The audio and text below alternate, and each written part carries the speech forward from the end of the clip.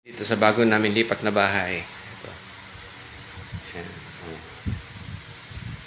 Ayan, okay lang. Hindi ganun beautiful, pero pwede na rin. Ayan. Ito.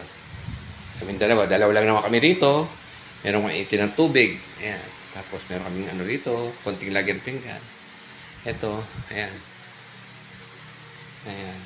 Yasmina, pag gano'n siya, may mga dilata. Mahilig magkape. Ayan. So, ayan, may santo. So, dito naman sa loob, sa kwarto. Bagong lipat kami sa bahay na to eh. Ito naman. Ayan. Ito yung uniform ko. Move it. Ayan. Meron siyang ano rito. Cabinet niya. Mga damit niya.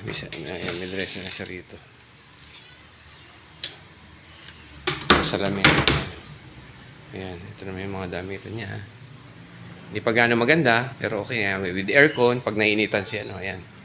O, ayan yung kanyang kama. Sa amin pala. Ayan, tapos may sofa. May center table. Ito naman yung CR namin. CR namin simple lang.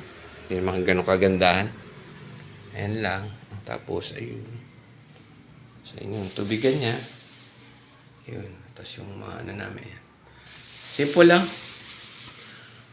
Ayan, yung CR. Ayan, yung CR namin. Ayan. Ayan. Malinis, walang laman.